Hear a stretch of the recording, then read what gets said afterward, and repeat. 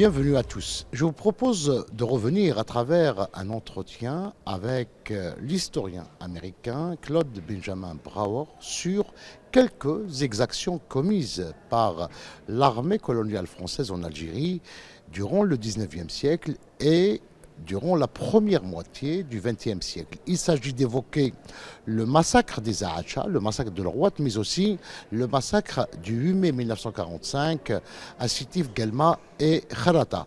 Claude Benjamin Brouwer, bienvenue dans les studios d'El24 News au Salon international du livre.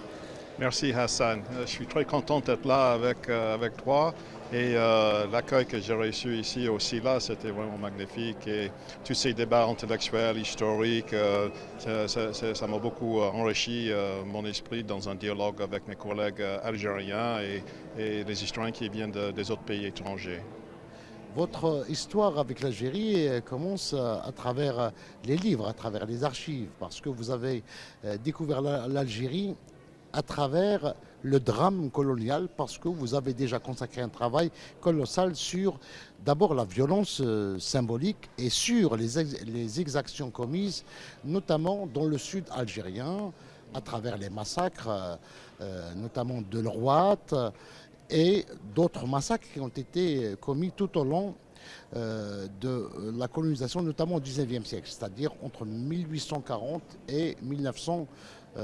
J'aimerais aborder tout d'abord avec vous, parce que vous êtes l'un des historiens qui se sont attardés sur ce que vous appelez violence symbolique, comment la colonisation avait dénaturé les noms, les patronymes des Algériens, n'est-ce pas?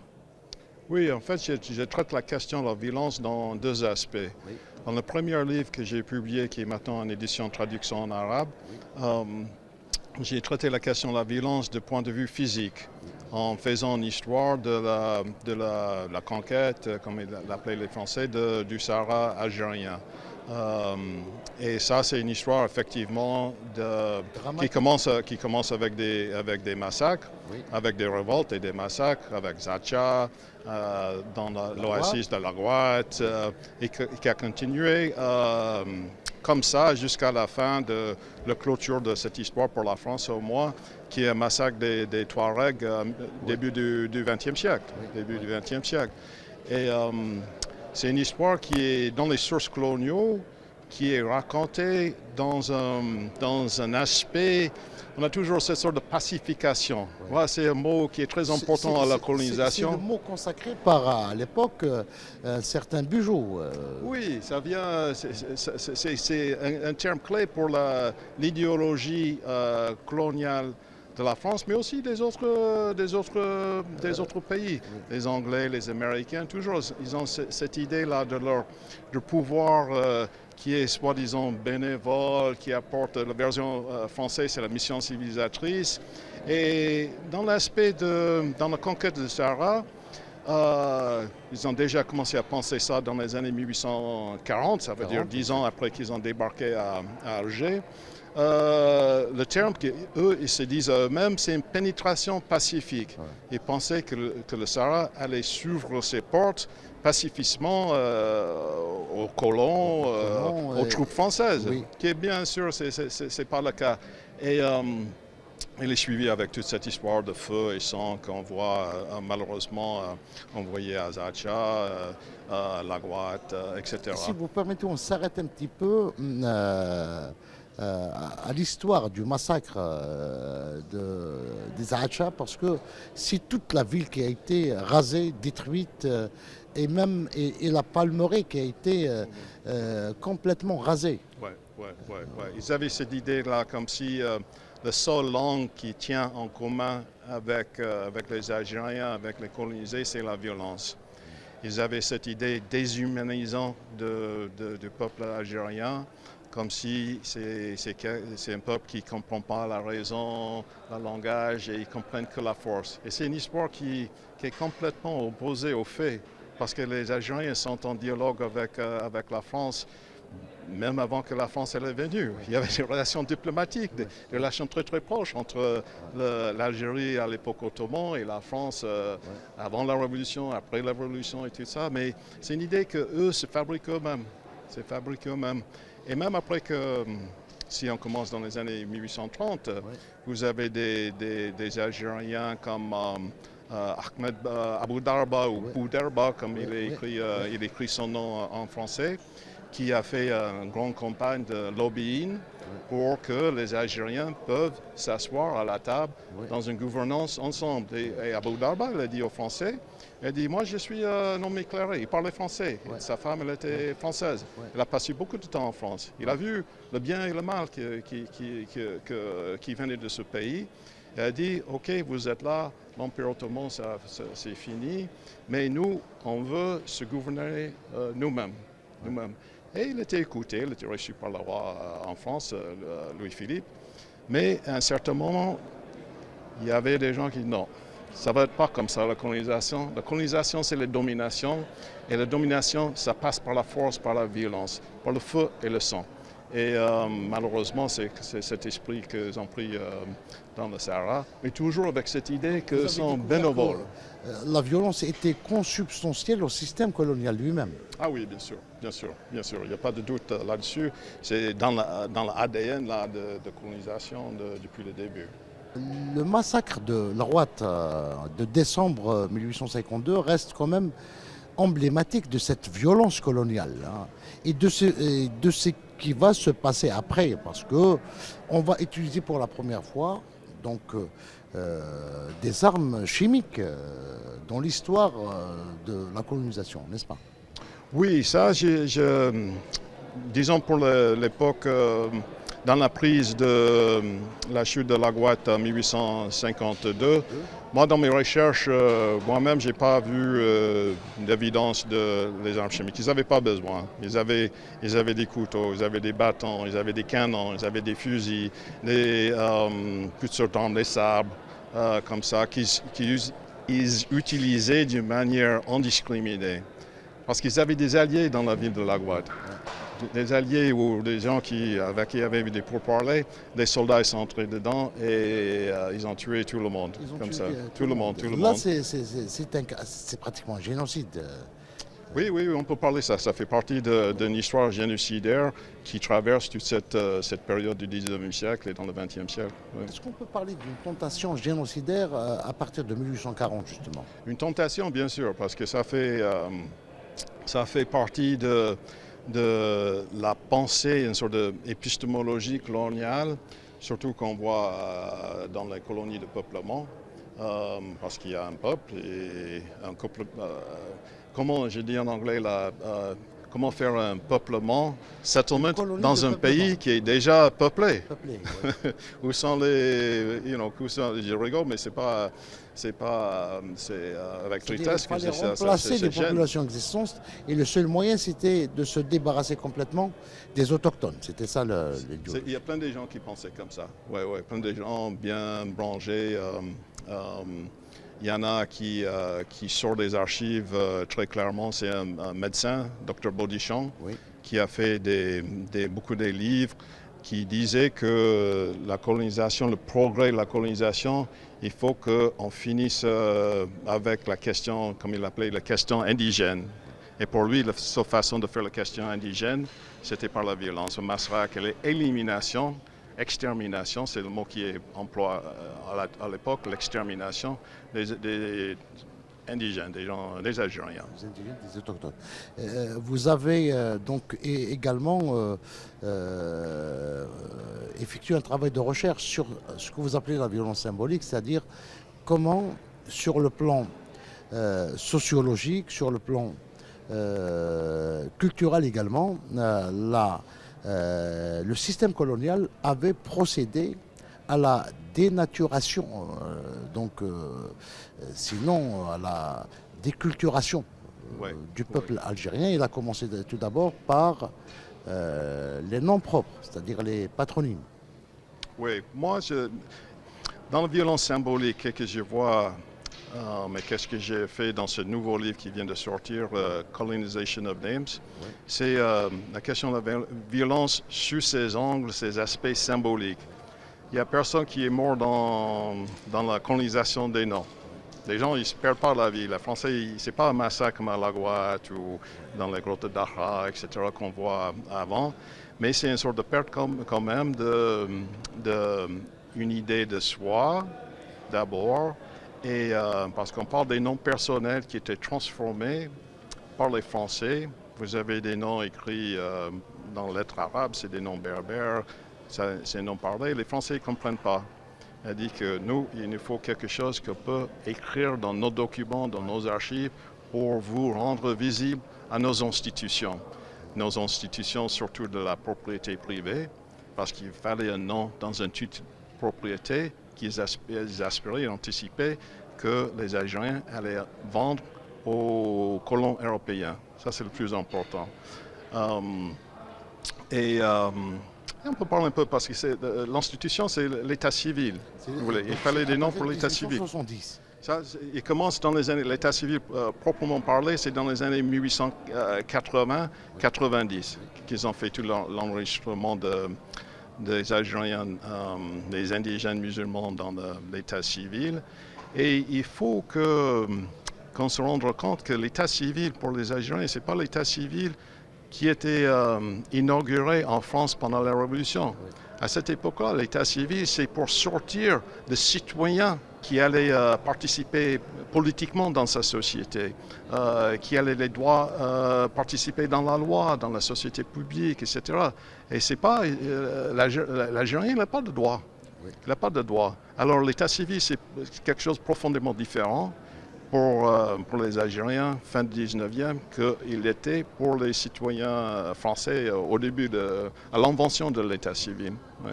Mais est-ce qu'on peut dire que l'état civil tel qu'il a été instauré en Algérie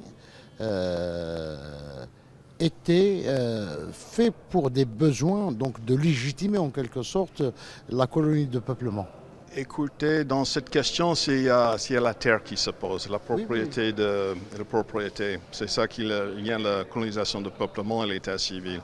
Parce que même avant qu'il y avait l'état civil, il y avait une tentative avec la loi Varnier dans les années 1870 pour faire un marché de terre privé, marché de terre.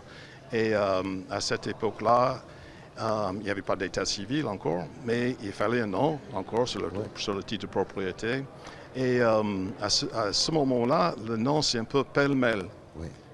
Parce qu'en fait, c'est juste un étiquette pour transférer la terre envers quelqu'un d'autre. Alors, si vous vous appelez quelque chose sur un champ ici, votre nom, il va changer dans un autre champ. Si c'est vendu, c'était pas régulier. C'est juste un instrument pour transférer la propriété envers les colons.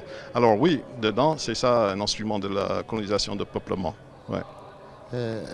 Et puis, mais avant l'instauration de l'état civil, il y avait déjà un changement des toponymes.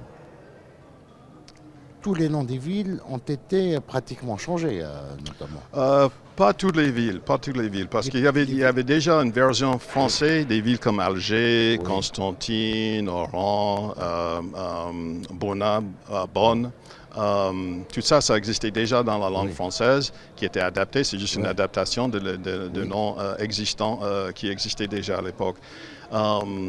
Pourtant, pour des nouvelles villes qu'ils ont fondées, oui, bien sûr, ils prennent des noms qui viennent les héros, les épisodes de l'histoire française, etc., qu'ils ont posés. Le grand toponyme, bon, il y a deux choses à dire, c'est les noms des rues, qui a beaucoup changé. Une ville comme Alger, il y a très peu de rues qui ont gardé leur nom sur la colonisation.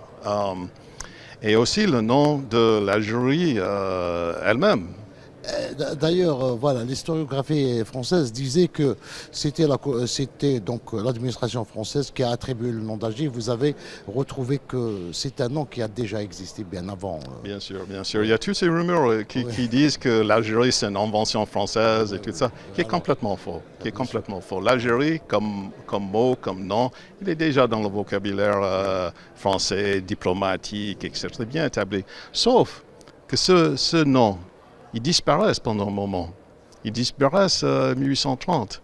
Les Français commencent à parler de la régence ou de l'ex-régence et les Algériens, ils perdent leur nationalité dans la langue française, ils deviennent des indigènes, ils deviennent des habitants, des gens de tribus, etc., etc. Et après, pour les colons, ils s'approprient de ethnonyme de Algériens, comme si c'est eux les Algériens, un nom qu'ils ont pris déjà. Et une chose qui est importante, ce livre-là sur les noms, moi je ne savais pas, quand j'ai commencé le livre, je ne savais pas à tel point il est lié à la loi, au droit. Et y compris dans les toponymes, c'est important pour nommer quelque chose, un territoire. Ouais. Et ce qui est intéressant avec l'Algérie, la colonisation de l'Algérie, c'est qu'ils ont effacé le nom l'Algérie. Oui. Et aussi, ils ont hésité pendant presque 10 ans, 15 ans à nommer leur colonie. Ce qui n'est pas le cas avec la Corse ou Saint-Domingue ou dans les autres colonies françaises. Ils avaient des noms propres. Ce qu'il y avait en 1834, c'est les possessions françaises dans l'Afrique du Nord.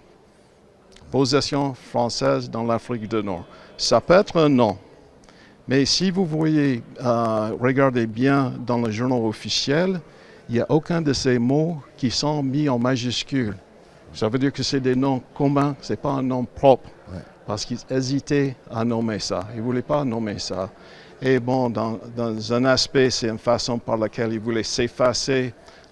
Ce qui est vraiment en train de passer, c'est une conquête, une possession de la terre, parce que les Anglais, d'abord, ils n'étaient pas contents que la France vienne coloniser ça. L'Empire ottoman n'a pas reconnu la souveraineté de la France en Algérie. Alors, ils voulaient faire un peu sur... disons, la thèse que je développe dans le livre, c'est que sans nom, il n'y a pas de droit.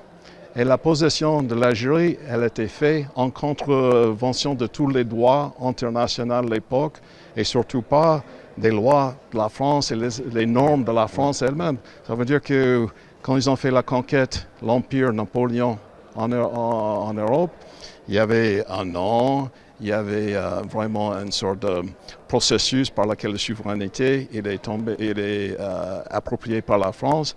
Et souvent, c'est avec une sorte de consensus.